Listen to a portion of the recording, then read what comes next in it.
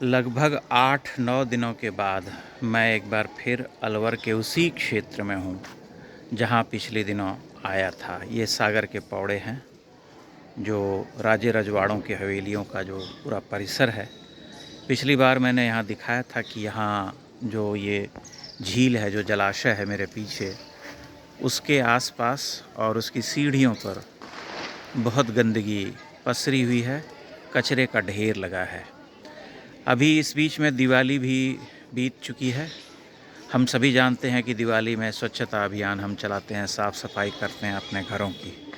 लेकिन यहाँ जो स्थिति है वो जस की तस है, यानी कुछ सफाई अगर हुई भी है तो वापस उसे फिर से गंदा कर दिया गया है।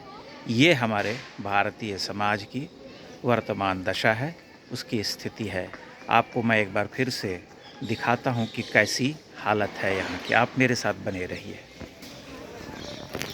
ये देखिए, ये वही घाट है, ये वही बाट हैं, ये वही सीढ़ियाँ हैं जैसे मैंने आपको दिखाया था करीब 7-8 दिनों पहले। आज फिर आप देख लीजिए, दिवाली के बाद का समय है, 2 दिन बीत चुके हैं। फिर से उसी तरह से गंदगी यहाँ फैला दी गई है। यानी हमने ये कसम खा ली है कि हम सुधरने वाले नहीं हैं। हम ऐसे ही आएंगे, पर्यटक स्थलों पर घूमेंगे फिरेंगे और अपना कचरा फेंक करके अत्यंत ही प्रसन्नता से प्रस्थान कर जाएंगे।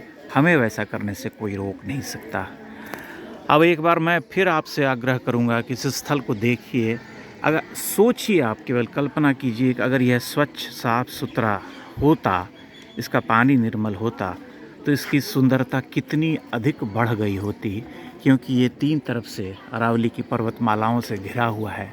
इसका सौंदर्य आपके सामने है।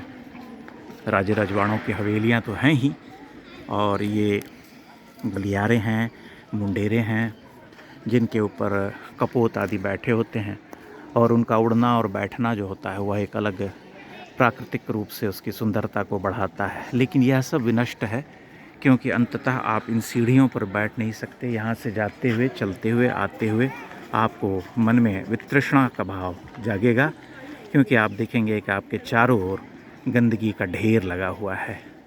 तो ये उस स्थिति से अवगत कराने का दूसरा प्रयास है, और लोगों को जागरूक करने का प्रयास है, ताकि वे समझ सकें कि उनका दायित्व केवल घूमना फिरना नहीं। अगर वे यहाँ आकर के कुछ मौज मस्ती करते हैं, खाते पीते हैं, तो जो कचरा उनका रहता है, बचता है, उसे समेट कर ले जाने की जिम्मेदारी, जो दायित्व है, वह भी उनका है। उसके पीछे कोई झाड़ू लेकर के आपका सेवक नहीं फिरेगा जो आपकी गंदगी को साफ़ करता रहेगा। तो मैं समझता हूँ कि मेरे इस प्रचार अभियान को आप सभी का समर्थन मिलेगा, आप सभी का सहयोग मिलेगा। अन्यथा नक्कार खाने में तूती जैसे कहते हैं कि कोई भी आप कुछ अभियान चलाएं, भटकें, घूमें फिरें, लोगों को जागरूक करने के प्रयास करें, लेकिन वह सब व्यर्थ हो, क्योंकि उसे 100-150 लोग देखें और उसके बाद एक चुप्पी उस पर छा जाए, यथास्थिति बनी रहे। इसलिए इसे आगे बढ़ाइए, प्रचारित कीजिए और दिखाइए कि स्थिति क्या है। लोगों में कितनी उदासीनता है, कितनी लापरवाही है कि वे अपनी ही विरासतों, अपनी ही धरोहरों को इस तरह से गंदा करते हैं और उसे ख़राब करते हैं, ताकि लोग जो आएँ देखने के लिए वो इस दुर्दशा पर आंसू बहाएं, चुपचाप चले जाएं। आशा करता हूं कि मेरी यह बात आप समझ रहे होंगे।